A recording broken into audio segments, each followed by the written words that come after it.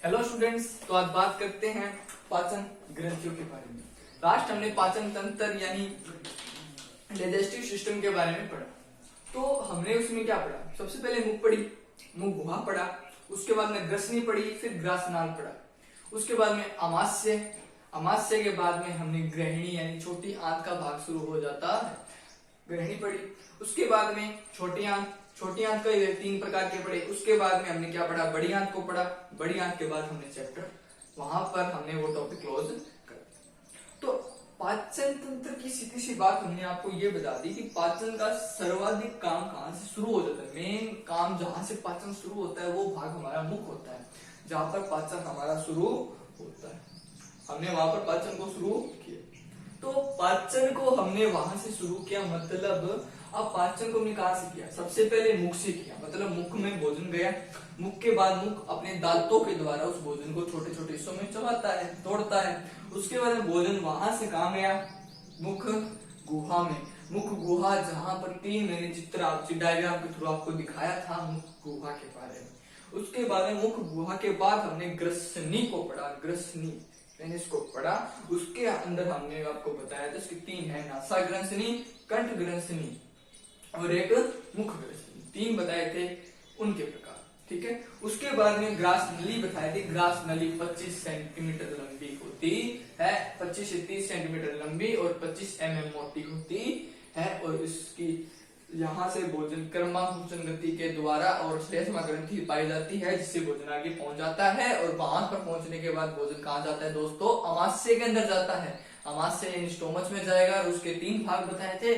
जठर आगम बताया था जहां से भोजन शुरू होता है, और एक फंडिस भाग बताया जहां पर भोजन 3-4 घंटे तक इकट्ठा होता है और वहां पर एसिड पाया जाता है और वो भोजन को और बारीक हिस्सों में पीस कर आगे पहुंचाता है। और उसके बाद में जठर निगम भाग बताया था, उससे उसके द्वारा भोजन छोटी आंत में पहुंचता है। उसमें 3 ग्रंथियां बताई थी, 3 भाग बताए थे, 3 अवरोधनियां बताई। 2 अवरोधनियां होती है, जठर आगम अवरोधनी, वो आगम अवरोध जठर आगम क्या होती है? जिससे भोजन अमाशय में आने के बाद ग्रास नली से अमाशय में आ गया, तो अमाशय से वापस भोजन, पचित भोजन कहां ना जा पाए? ग्रास नली में ना जा पाए। उसके बाद में हमने फंडिस को पढ़ लिया। फंडिस के बाद में जठर निगृहणी अवरोधनी और पाई जाती है। वो निगृहणी अवरोधनी क्या करती है? भोजन अगर कहां आ गया दोस्तों? अमाशय से छोटी आंत में चला गया, मतलब भोजन यहां से, कहां से भोजन यहाँ छोटी आंत में आ जाता है, तो यहां से भोजन वापस इसमें नहीं जाता। अमाशय में भोजन वापस छोटी आंत से नहीं जाता। उसको कौन रोकता है? जठर निगम्य अवरोधनी रोकती है। ये हमने पढ़ा। इसके बाद छोटी आंत बताने की बात ही नहीं है, टेढ़ी मेढ़ी आकृतियां बना दो, छोटी आंत बन जाएगी, वसा का भोजन का पाचन। उसके बाद में बड़ी आंत, बड़ी आंत को बता दिया भोजन का पाचन करेगी। और यहाँ पर आरोही अवरोही ये बताया था। उसके बाद में मल द्वार, यहाँ से भोजन निकला जाता है, वसा उसा को निकाला जाता है। तो अब देखिए दोस्तों, पाचन ग्रंथियां पढ़ ली। अब देखते हैं नई बात मैंने आपको बताया था, पाचन तंत्र यानी पाठ का नाम है मानव तंत्र। उसका पहला टॉपिक हमने पढ़ा था पाचन तंत्र, वो हमने क्लोज किया। अब लिखिए पाचन ग्रंथियां, लिखिए पाचन। अब पाचन ग्रंथियां पढ़ने से पहले एक बात बता देता हूं दोस्तों कि पाचन ग्रंथियां हम पढ़ेंगे, 3 पढ़ेंगे, लार पढ़ेंगे, अग्नाशय पढ़ेंगे और यकृत पढ़ेंगे। तो इनको मैं हो सकता है थोड़ा बहुत समझा दूं, प्लस लिखाने वाली बात है, साथ साथ लिखा देता हूं। अगर फिर भी आपको कुछ डाउट हो तो मैं इस वीडियो के अंदर, इसी वीडियो के अंदर डिस्क्रिप्शन के अंदर आपको इसकी पीडीएफ रूप करा दूंगा। जो मेरे द्वारा बनाए गए नोट्स हैं उसके द्वारा मैं आपको क्लियर करवा दूंगा। और वो पीडीएफ मैं डिस्क्रिप्शन में दे चुका हूं, कब तक की, जब हमने चैप्टर को पाचन तंत्र की परिभाषा से लेकर आज तक, आज की वीडियो के अंदर जितना पढ़ाएंगे उतना आपको इसके अंदर मिल जाएगा। नेक्स्ट वीडियो के अंदर फिर मिल जाएगा, डोंट वरी दोस्तों। तो पाचन ग्रंथियां, पाचन ग्रंथियां मतलब ग्रंथियां जो हमारे शरीर में पाई जाती है, जो भोजन को पाचन करने के लिए भी आवश्यक होती है। सबसे पहले लिखिए आप पाचन ग्रंथि, 1 नंबर आएगी लार ग्रंथि। कौन सी ग्रंथि? लार 2 नंबर आएगी दोस्तों अग्नाशय, 3 नंबर आएगी कौन सी, आमाशय, वो यकृत। 3 नंबर लिखिए। 1 नंबर लिखिए दोस्तों लार ग्रंथियां। सबसे पहले हम लार ग्रंथियों के बारे में चर्चा करते हैं। 1 नंबर लिखिएगा लार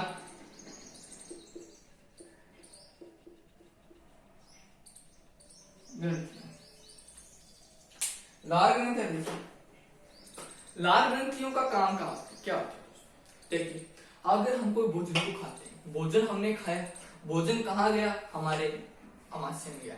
आमाशय में जाने से पहले मैंने बताया था भोजन का पाचन कहाँ से शुरू होता है, मुख में शुरू होता है। तो जहां भोजन का पाचन होता है ना, वहां हमारी ग्रंथियां पाई जाएगी।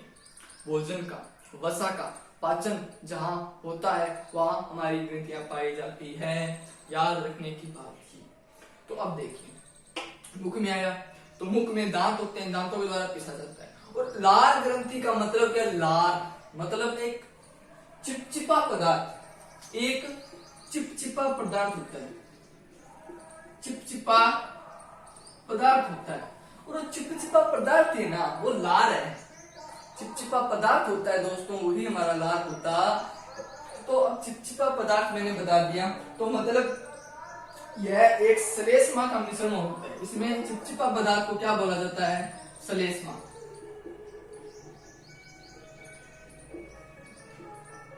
श्लेष्मा, श्लेष्मा ग्रंथि या श्लेष्मा पदार्थ इसमें पाया जाता है। श्लेष्मा पदार्थ श्लेष्मा ग्रंथि कौन होती है। अब ये देखिए मतलब श्लेष्मा आपने देखिए, मैंने श्लेष्मा को एक बताया था कि ग्रास नली में पाई जाती है, इसकी दीवारों पर। क्यों, क्योंकि ये भोजन को आगे पहुंचाने का काम करती है। भोजन जैसे आया उसको ऊपर वो चिपक जाएगी, लार उसके ऊपर चिपक जाती है और भोजन को आगे पहुंचाती है। तो मतलब ये श्लेष्मा ग्रंथि किसमें भी पाई जाती है, लार ग्रंथि यानी कहाँ पाई जाती है, मुख में पाई जाती है। तो मुख में आया, मुख में भोजन को चिपचिपा यानी लार से भर दिया। भरने के बाद ये इसको मुख के द्वारा कहाँ पहुंचाएगी, मुख गुहा में, और मुख गुहा से ग्रसनी के द्वारा आगे इसको ग्रास नली में पहुंचा देगी। तो मतलब अगर ये मुख में नहीं होगी लार ग्रंथियां, तो भोजन हमारा पदार्थ आगे कैसे जाएगा, हम उसको कैसे निगलते हैं, हम यहाँ के द्वारा, कंठ के द्वारा, ग्रसनी के द्वारा उसको निगलते हैं, आगे पहुंचाते हैं। जैसे हम निगलते हैं तो आगे पहुंचे, तो आगे पहुंचाने का काम श्लेष्मा ग्रंथि चिपचिपा पदार्थ जो मुख में पाया जाता है और जिसे लार ग्रंथियां कहा जाता है, वो उसको आगे पहुंचाता है। ओके, लिखिए दोस्तों मानव में 3 जोड़ी लार ग्रंथियां पाई जाती है। मानव में 3 जोड़ी लार ग्रंथियां पाई जाती है जो मुख में लार को उत्पन्न करती है। और लार एक चिपचिपा पदार्थ होता है, लार एक चिपचिपा पदार्थ होता है और श्लेष्मा से मिश्रित होता है और भोजन को लसदार बनाता है, यानी भोजन को रस से भर देता है, लार को भर देता है, लार रस को यानी लार भोजन को रस से भर देता है। और इसमें श्लेष्मा का मिश्रण होता है। लार में एंजाइम, टाइलिन व इमाइलेज पाए जाते हैं। टाइलिन व इमाइलेज, टाइलिन व इमाइलेज पाए जाते हैं। भोजन में एंजाइम पाए जाते हैं। क्या पाए जाते हैं, एंजाइम, एंजाइम पाए जाते हैं। कौन कौन से, टाइलिन व इमाइलेज, जो स्टार्च का पाचन करते हैं। जो किसका पाचन करते हैं, स्टार्च का पाचन करते हैं, स्टार्च का पाचन करते हैं। लिख लिया।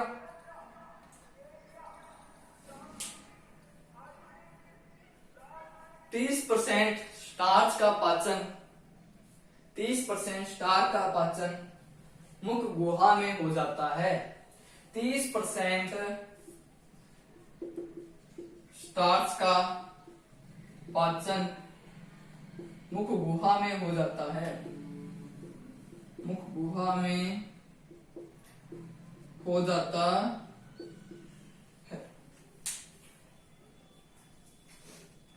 ये लिखिए दोस्तों। इसके बाद लिखिए लार ग्रंथियां 3 प्रकार की होती है। लार ग्रंथियां मुख में 3 प्रकार से पाई जाती हैं।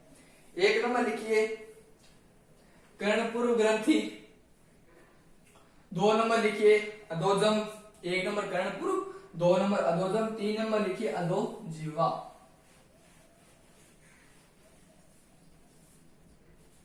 एक नंबर लिखनी है कर्णपूर्व, 2 नंबर अधोजम, 3 नंबर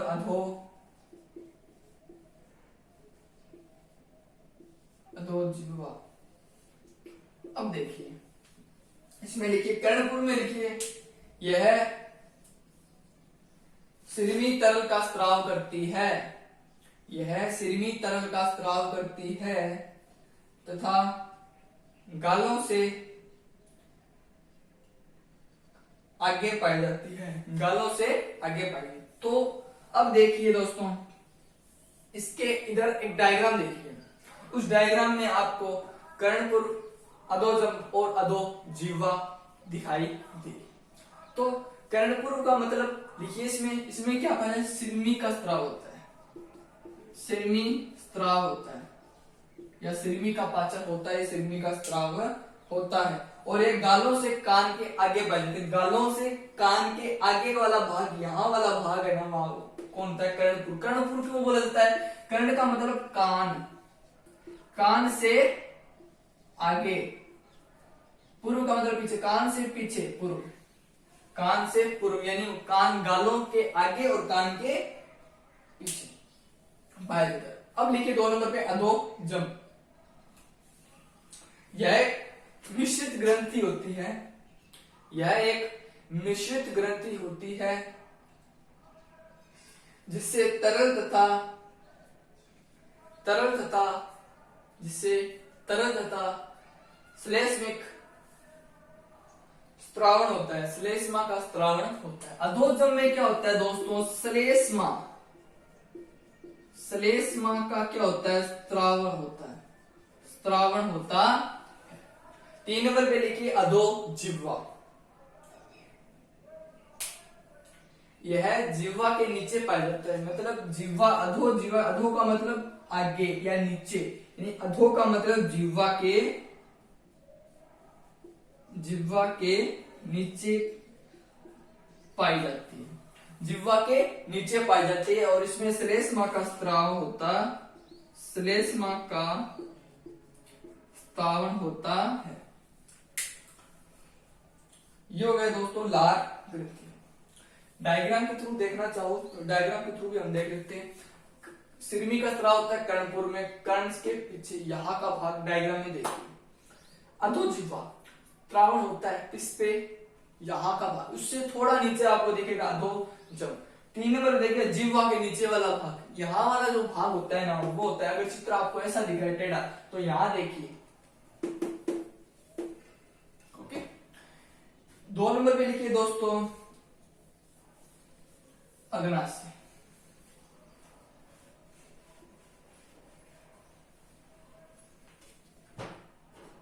2 नंबर पे अग्नाशय।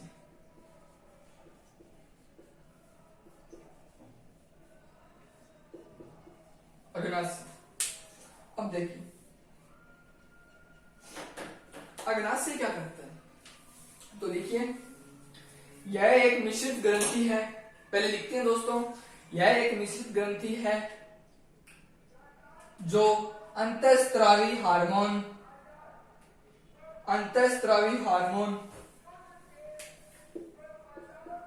Insulin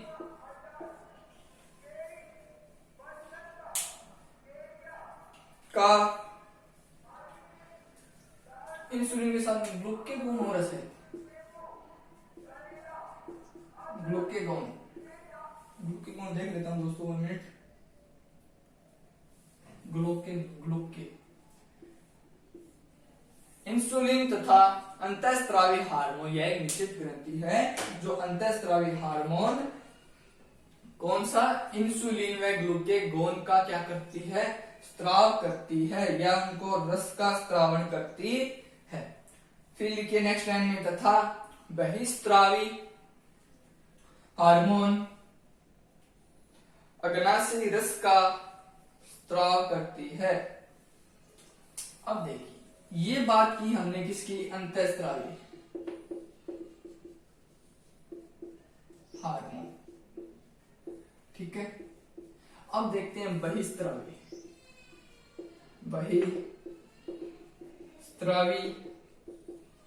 hormone. बहिस्त्रावी हार्मोन क्या करेगा दोस्तों, बहिस्त्रावी हार्मोन करेगा किसका, अग्नाशय रस का, रस का क्या करता है, स्त्रावण करता है। लिख लिया। नेक्स्ट लाइन में लिखिए, अग्नाशय रस में बहुत सारे एंजाइम, अग्नाशय रस में बहुत सारे एंजाइम, डायग्राम के थ्रू भी आप शायद इसको देख लीजिए, यहाँ पर जो डायग्राम बनाया गया है उस डायग्राम के थ्रू आप अग्नाशय रस को देख सकते हैं। अब देखिए अग्नाशय रस में बहुत सारे एंजाइम पाए जाते हैं। एंजाइम में लिखिए दोस्तों कौन कौन से पाए जाते हैं। सबसे पहले लिखिए एमिलेज, 2 नंबर पे लिखिए ट्रिप्सिन, एमिलेज 2 नंबर पे ट्रिप्सिन, 3 नंबर में काइमोट्रिप्सिन, काइमोट्रिप्सिन। फिर लिखिए कार्बोक्सी पेप्टाइज, कार्बोक्सी पेप्टाइज, लाइपेज आदि पाए जाते हैं।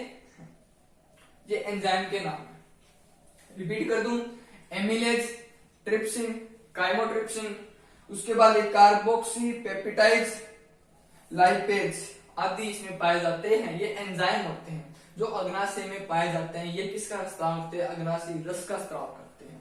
ओके दोस्तों, अब देखिए नेक्स्ट लाइन लिखिए, यह गृहिणी के बीच में स्थित, यह गृहिणी के बीच में स्थित होती, कहां, गृहिणी के बीच में स्थित होती है। कहां पर, बीच में, बीच में स्थित होती है। इसकी आकृति लिख लीजिए, यू आकार की आकृति में यह पाया जाता है, आकृति में पाया जाता है।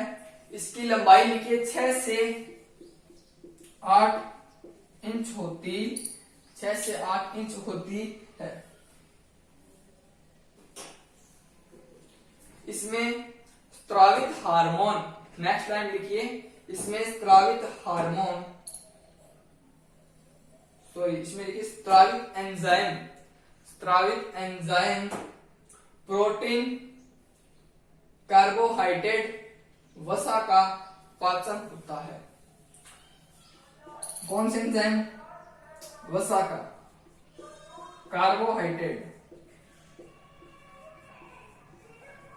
कार्बोहाइड्रेट का पाचन होता। ओके दोस्तों, कार्बोहाइड्रेट का पाचन होता है।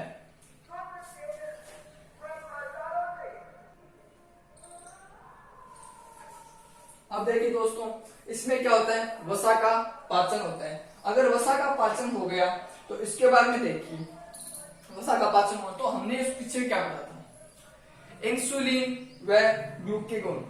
हमने क्या पढ़ा था, इंसुलिन हार्मोन पढ़े थे, इंसुलिन और ग्लूकेगोन, वो इसमें क्या आते हैं, इसके अंदर आते हैं। और इन दोनों का अंतःस्रावी हार्मोन जो इंसुलिन और ग्लूकेगोन होता है, ये क्या करता है, अग्नाशय के अंदर रक्त का स्त्राव करता है, रक्त का स्त्राव करता है।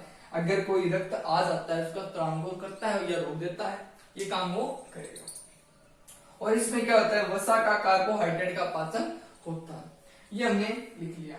नेक्स्ट लाइन लिखिए, तथा इसमें स्त्रावित हार्मोन इंसुलिन व ग्लूकेगोन शरीर में रक्त शर्करा का नियंत्रण करता है। ओके, अब लिखिए दोस्तों 3 नंबर पर लास्ट हमारी पाचन ग्रंथि।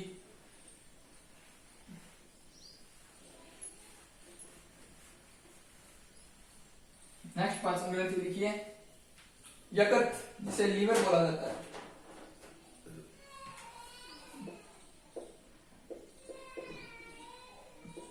लीवर यानी यकृत।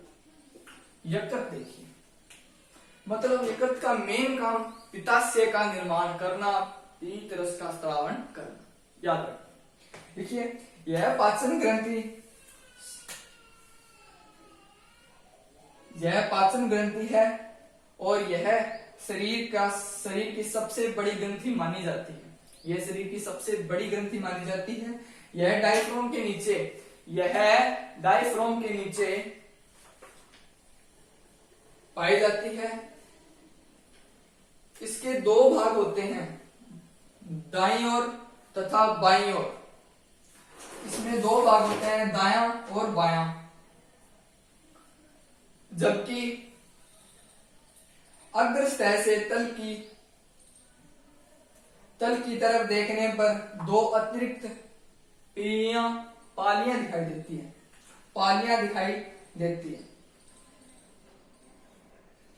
यकृत लगभग 1 लाख, यकृत लगभग 1 लाख षटकोणीय, यकृत लगभग 1 लाख छोटी षटकोणीय संरचनाओं से मिलकर बना होता है, जिन्हें यकृत पालियां कहते हैं। 1 लाख छोटी क्या बन गई, षटकोणीय संरचनाओं से, जिसे यकृत पालियां कहा जाता है। यकृत पालियां कहा जाता है। नेक्स्ट टाइम लिखिए, यह ग्रंथि पीत का निर्माण करती है। किसका निर्माण करेगी दोस्तों, पीत का निर्माण, किसका निर्माण करेगी, पीत का निर्माण करती है। पीत का निर्माण करती है जो यकृत वाहिनियों तथा पीत वाहिनियों, जो यकृत वाहिनियों तथा पीत वाहिनियों द्वारा पित्ताशय में इकट्ठा होता है, जो पित्ताशय में इकट्ठा होता है और पित्ताशय यकृत के अवतल सतह में स्थित होता है, जो पित्ताशय यकृत के अवतल सतह में स्थित होता है,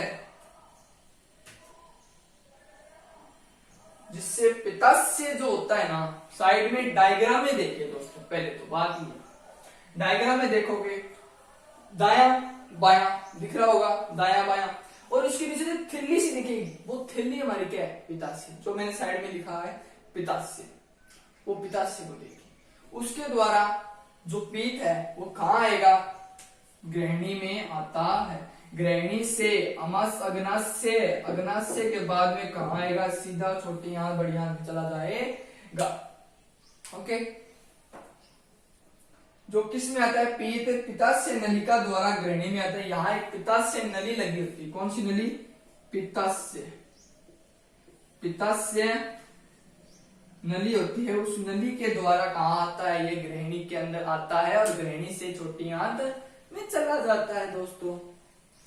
अब लिखिए, चलिए नोट्स में जितना था मैंने बताया। तो अब देखिए दोस्तों, नेक्स्ट टॉपिक सीधे चलते हैं, कोई ज्यादा बताने वाली बात इसमें नहीं है। क्लास 10 में इतना तो पूछा नहीं जाएगा, जितना पूछा जाएगा उस नोट से बाहर तो आपको करना भी नहीं। तो अब देखिए, हमने पहले पढ़ा था अमास्य के बारे में, अमास्य के बारे में हमने पढ़ा, तो मतलब अब हमें करना क्या है, अब हमें मेन बात करनी क्या है। अब जो टॉपिक कराते हैं, जो टॉपिक नेक्स्ट आएगा, जो नई हेडिंग हम लिखेंगे, उस हेडिंग में करना क्या है। जितना हम शुरू से एंड तक आए हैं, हमने मुख पढ़ा, गुहा, ग्रसनी, ग्रसनाल, अमास्य, उसके बाद अविनाशी, जितने छोटे बड़े सब पढ़ी, उन सबको डिटेल में एक साथ लिखना है और पूरे टॉपिक में हमें एक हेडिंग लगानी है। हेडिंग लिख लीजिए, पाचन, भोजन का पाचन, भोजन का पाचन, बस ये हेडिंग हमें लगानी है, ये हमें हेडिंग लगानी है। अब इस हेडिंग में हमें करना क्या है, सुनिए।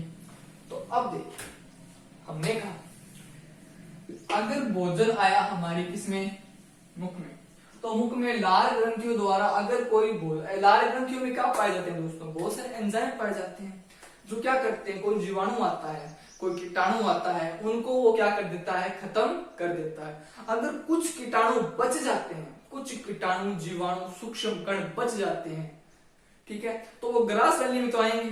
ग्रास वैली में भी क्या होती है, लाल ग्रंथियां श्लेष्मा ग्रंथियां पाई जाती है जो उनको भी खत्म कर देगी।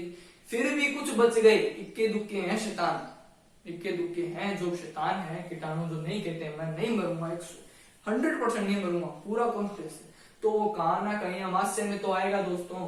अमास्य में आएंगे तो अमास्य में आने के बाद में कुचल कुदी करेंगे, उसके बाद में अमास्य में क्या पाया जाता है, भयानक एसिड पाया जाता है, HCl पाया जाता है, पाया जाएगा। तो उसके अंदर आने के बाद भोजन तकात क्या हो जाता है, पिस जाता है, भोजन तकात पिस जाता है, बारीक बारीक हिस्सों में बढ़ जाता है। तो कीटाणु क्या चीज है, वो भी इतने इतने कीटाणु, वो भी क्या चीज है, वो भी इसमें पिस जाएंगे, तो मतलब कीटाणु वहां पर खत्म। तो इसलिए पाचन जरूरी है, मतलब जो भी भोजन आता है उसको सरलीकृत कर बाहर निकालना और शरीर को एनर्जी प्राप्त करना। हमने अब तो जितना पढ़ा वो पढ़ा पाचन के बारे में। अब थोड़ी जो ग्रंथियां आती है, थोड़े कीटाणु एंजाइम आते हैं, उनके बारे में इसमें चर्चा करेंगे। तो चलिए दोस्तों लिखिए, नोट्स के द्वारा लिखाता हूं दोस्तों। भोजन का पाचन लिखिए कई यांत्रिक एवं रासायनिक अभिक्रियाओं द्वारा संपन्न होता है। अब देखिए, आहार नाल के भीतर विभिन्न अंगों एवं ग्रंथियों से स्रावित एंजाइम द्वारा भोजन का सरलीकृत किया जाता है। आहार नली में विभिन्न अंगों एवं ग्रंथियों के द्वारा, आहार नली के भीतर विभिन्न अंगों एवं ग्रंथियों के द्वारा एंजाइम के द्वारा भोजन का सरलीकृत होता है। मतलब आहार नली जो होती है ना, शुरू से लेके एंड तक की 7 मीटर मैंने बताई थी, 7 से 8 मीटर, तो उसमें क्या होता है, उसके अंदर बहुत सारी ग्रंथियां पाई जाती है। वो ग्रंथियां ही क्या करती है, भोजन का पाचन करती है। ये बात इस लाइन में कहा गया, समझ में। नेक्स्ट लिखिए, ये एंजाइम सामान्यतः हाइड्रोलाइसिस वर्ग में पाई जाती है।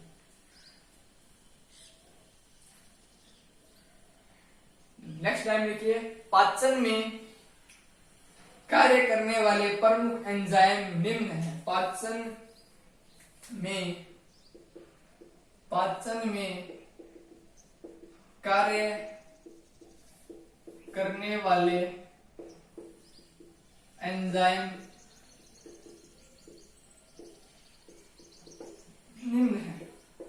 1 नंबर लिखिए, कार्बोहाइड्रेट पाचक, कार्बोहाइड्रेट पाचक। 2 नंबर पे लिखिए वसा पाचक, कार्बोहाइड्रेट। 2 नंबर पे वसा। 3 नंबर पे प्रोटीन लिख लीजिए। 4 नंबर पे लिखिए न्यूक्लियस,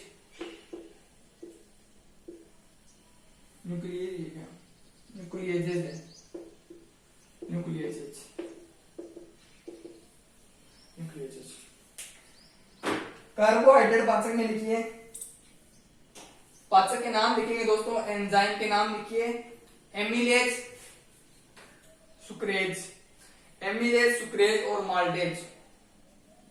प्रोटीन पाचक में लिखिए ट्रिप्सिन, काइमोट्रिप्सिन, सॉरी 1 मिनट, इसमें हमने क्या लिखा,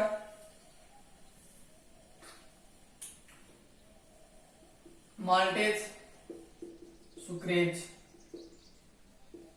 ठीक है। प्रोटीन में लिखना है, वसा में लिखिए, चलिए लाइपेज लिखिए दोस्तों, वसा में लाइपेज लिखना है।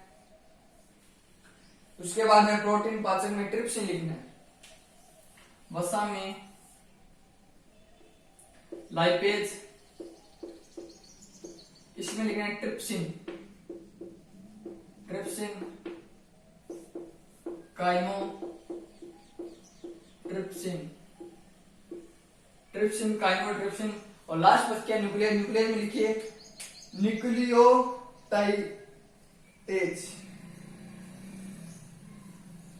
अब देखिए ये लिखा, इसमें क्या लिखना है, न्यूक्लियस लिख लो, न्यूक्लियस। ये खुद क्या है, एक प्रकार की ग्रंथि है, इसमें लिखिए। अब देखिए ये इतने हमने पढ़े, तो ये क्या है, पाचन करने की क्या है, बहुत सारी विधियां हैं, मतलब कार्य करने वाले एंजाइम हैं जो आहार नली में पाए जाते हैं। तो इनके द्वारा ये क्या काम करेगा, ये क्या करेगा, ये क्या करेगा, ये क्या करेगा, ये अपने अपने काम धंधे इन्होंने बांट रखे हैं।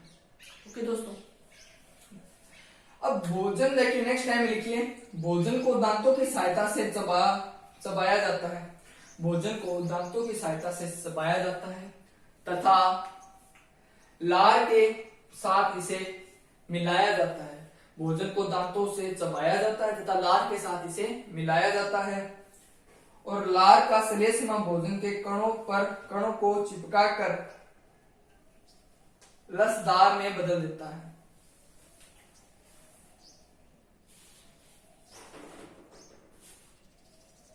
अब ये क्या करेगा, भोजन को चिपका दांतों के द्वारा पिसा, लार इसमें मिक्स हुआ। जैसे हम चबाते हैं तो लार हमारे मुख में होती है, तो लार जैसे जैसे चबाएंगे तो वो खाने के ऊपर, इन भोजन के टुकड़े के बाइट के ऊपर क्या होता है, चिपक जाता है और इसे क्या करता है, ये बोलस, नाम लिखिए, बोलस के रूप में। अब ये बोलस क्या करेगा, ग्रसनी में, मुख गुहा के अंदर, यानी मुख, गौर से देखिए, बोलस के रूप में बदल देगा लार को। लार इसके ऊपर भोजन के ऊपर चिपका, तो चिपकने के बाद इसको बोलस के रूप में बदल देगा, इसके ऊपर लार चिपक जाती है तो बोलस बन जाएगा। अब ये बोलस क्या करेगा, मुख गुहा के अंदर, मुख गुहा से कहा, ग्रसनी के अंदर। अब ग्रसनी, मुख गुहा के बाद में ग्रसनी में आएगा तो इसमें कर्मा कुंचन गति होगी, मतलब यहाँ भोजन था, यहाँ वाला इसके ऊपर बल डालेगा, जोर लगाएगा तो ये भोजन एकदम से आगे, दूसरा वाला तीसरे पे लगाएगा जोर तो भोजन आगे से आगे पहुंच जाएगा और वो भोजन ग्रसनी में पहुंचा। ग्रसनी से कहा जाएगा ग्रास नाल में जाएगा, ग्रास नाल से आपको पता है कर्मानुकोचन श्लेष्मा गति के द्वारा अमाशय में पहुंच जाएगा। लिखिए, यह बोलस कर्मानुकोचन गति द्वारा ग्रसनी से, कर्मानुकोचन गति द्वारा मुख गुहा से ग्रसनी में और ग्रसनी के द्वारा ग्रास नाल में चला जाता है और ग्रास नाल से यह अमाशय में पहुंचता है। ओके, नेक्स्ट लिखिए, मुख गुहा में भोजन के साथ मिली लार, मुख गुहा में भोजन के साथ मिली लार एंजाइम टाइलिन, टाइलिन लिखिए, टाइलिन होता है जो कार्बोहाइड्रेट का जल अपघटन शुरू कर देता है। टाइलिन जो है वो कार्बोहाइड्रेट, टाइलिन जो है वो कार्बोहाइड्रेट का जल अपघटन शुरू कर देता है। यहाँ 30% स्टार्च माल्टोज, माल्टोज में अपघटित हो जाता है, मतलब मुख के अंदर पाया कौन गया, कार्बोहाइड्रेट। कार्बोहाइड्रेट मतलब माल्टेज। माल्टेज क्या करता है, 30% जो स्टार्च होता है ना, 30% कौन सा स्टार्च, उसको क्या करते हैं, माल्टोज यानी जल अपघटन ये कर देता है। तो जल अपघटन कौन करेगा दोस्तों, कार्बोहाइड्रेट ही करेगा। ओके, ये लिख लिया। नेक्स्ट लिखिए, अमाशय में 3 प्रकार की कोशिकाएं पाई जाती है। नेक्स्ट लाइन लिखिए, अमाशय में 3 प्रकार की कोशिकाएं पाई जाती है। 1 नंबर पे लिखिए श्लेष्मा ग्रंथि, 2 नंबर पे लिखिए पेप्टिक कोशिका और 3 नंबर पे लिखिए ऑक्सेटिक कोशिका, ऑक्सिटिक कोशिका।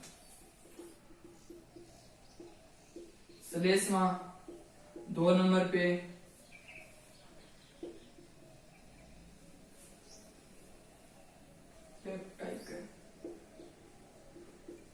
पेप्टिक,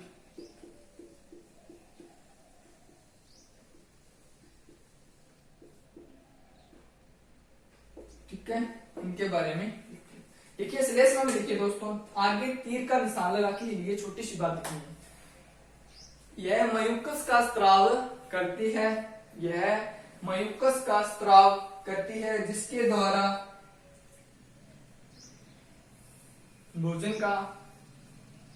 भोजन जो लस द्वार होता है उसको आगे पहुंचाने का काम करे। पेप्टिक में लिखिए, यह इसके द्वारा प्रोएंजाइम पेप्सिनोजन का स्त्राव होता है, इसके द्वारा प्रोएंजाइम पेप्सिनोजन का स्त्राव होता। 3 नंबर पे लिखिए ऑक्सिंटिक, ऑक्सिंटिक है, ऑक्सिंटिक कोशिका में लिखिए ये HCl का स्त्राव करती है, इसमें HCl की मात्रा होती है, ये HCl का स्त्राव करती है, हाइड्रोक्लोरिक अम्ल।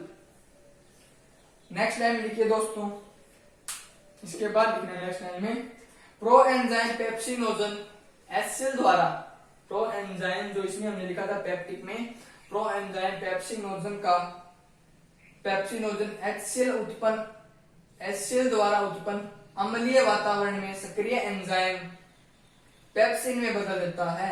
अब पेप्सिनोजन क्या करेगा, पेप्सिनोजन जब इसमें आएगा, पेप्सिनोजन का कौन सा प्रो एंजाइम,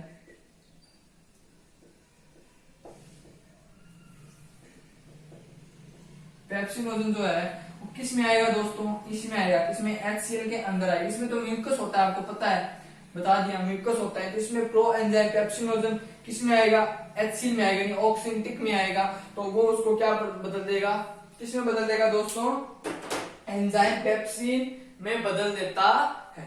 तो नेक्स्ट लाइन में लिखिए जो भोजन में उपस्थित प्रोटीन का पाचन, जो भोजन में उपस्थित प्रोटीन का पाचन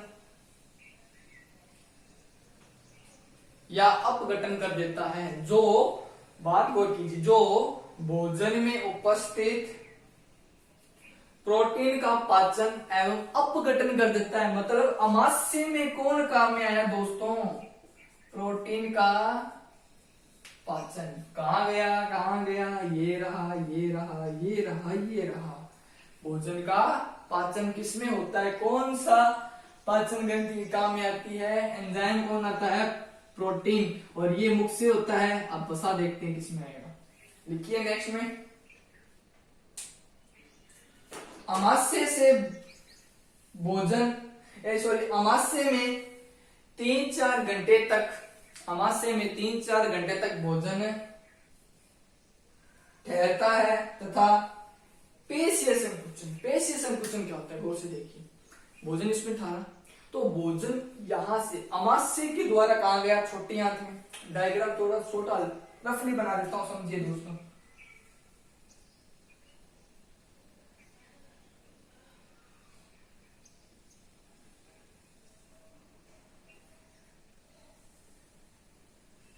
अब देखिए ये अमाशय, तो यहाँ पेशीय संकुचन होते हैं, क्यों, क्योंकि ये एक बार पतला हो जाएगा फिर बढ़ जाएगा। मतलब यहाँ का भोजन छोटे छोटे टुकड़ों में, एक टुकड़ा आगे गया, फिर दूसरा टुकड़ा फिर आगे जाएगा, तीसरा फिर आगे जाएगा। मतलब एक टुकड़ा जाने का बंद, फिर खोल देगा, फिर आगे, फिर बंद, फिर खोल देगा, ऐसे पेशीय संकुचन होता रहेगा। 3-4 घंटे तक भोजन ठहरता है तथा पेशीय संकुचन द्वारा जठर रस में मिश्रित होकर कायम का निर्माण करता है। संकुचन तथा जठर रस जो पाया जाता है किसमें, HCl के द्वारा जठर रस का निर्माण होता है, याद रखना।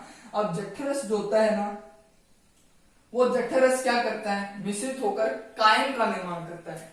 किसका निर्माण करता है, कायम का निर्माण करता है। ओके, कायम का निर्माण कर दिया। नेक्स्ट देखते हैं, अमाशय से भोजन छोटी आंत में पहुंचता है, किससे, इसके द्वारा यहाँ का भाग जो होता है ना वो ग्रहणी होता है। कौन सा, ये वाला भाग ग्रहणी, और यहाँ से पित्ताशय के द्वारा नली आती है, वो इसमें जलती है, और यहाँ पर अग्नाशय होता है, आपको पता ही है। तो यहाँ से भोजन किस में जाएगा, छोटी आंतों में, ऐसे आंत बनाते हैं उसमें भोजन जाएगा, छोटी आंत में पहुंचता है। और सर्वाधिक पाचन की क्रिया ग्रहणी में संपन्न होती है। यहाँ पर भोजन क्या होता है, संपन्न होता है, ग्रहणी में संपन्न होता है। और यह अग्नाशयी रस, यह अग्नाशयी रस पीत लवण व आंत्र इसमें छोड़े जाते हैं। मतलब पीत रस कहाँ आएगा, पित्ताशय के द्वारा, यकृत से पीत, लीवर के द्वारा पित्ताशय नली से, पित्ताशय से पीत नली में, पित्ताशय नली से ग्रहणी के अंदर छोटी आंत में आता है। और यहाँ से भोजन, यहाँ से जो भोजन आएगा वो इसके अंदर आता है। और अग्नाशय के द्वारा भी कुछ भोजन इसमें, आंत रस इसमें आता है, अग्नाशय रस भी इसके अंदर आता है। जितने भी रस होते हैं, जितने भी चीजें होती है, वसा होती है, सब इसमें आते हैं। तो वसा का पाचन यही हो जाएगा दोस्तों, गौर से सुनिएगा। जितनी भी वसाएं आती है, पित्ताशय के द्वारा वसा आएगा, जल आएगा, किसमें आएगा, इसमें आएगा। अमाशय के द्वारा कुछ होता है टुकड़ा, जो भी क्या आता है इसके अंदर आता है, और रंगनास्य से अग्नाशय रस इसमें आता है।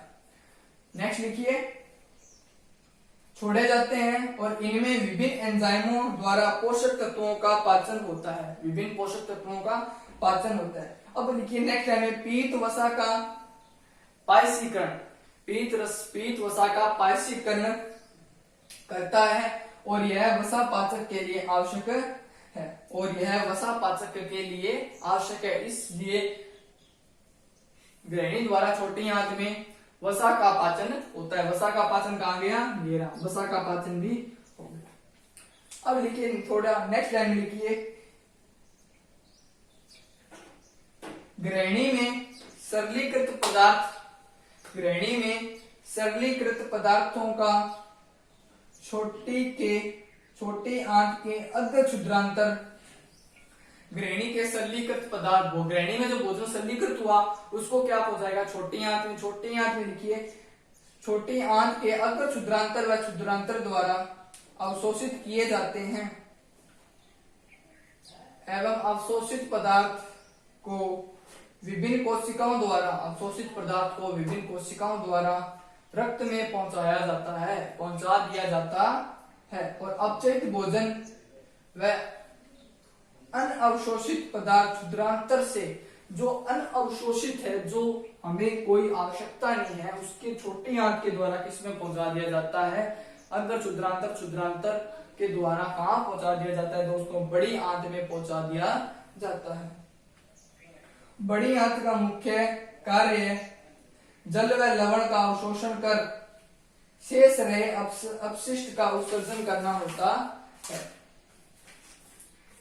अपचयित, नेक्स्ट लाइन में, अपचयित पदार्थ, अपचयित भाग ठोस होकर अस्थायी रूप से, ठोस पदार्थ अपशिष्ट होकर, जो ठोस पदार्थ हमारा बच जाएगा वो अपशिष्ट होकर किसमें पहुंच जाता है, मलाशय में पहुंच जाता, इसमें मलाशय में पहुंच जाता है। और मलाशय से हमारे शरीर से बाहर, मलाशय के द्वारा शरीर से बाहर निकाल दिया जाता है, शरीर से बाहर निकाल दिया जाता है। तो हो गया पाचन, भोजन का पाचन, मतलब शरीर से बाहर निकाल दे, न्यूक्ली एजेस का काम भी इसमें आ जाता है। मलाशय लास्ट में कहां खत्म होता है, सबसे पहले कार्बोहाइड्रेट का कहां होता है, मुख में होता है। मुख के द्वारा वसा का कहां होता है, छोटी आंत में होता है, किसमें, छोटी आंत में।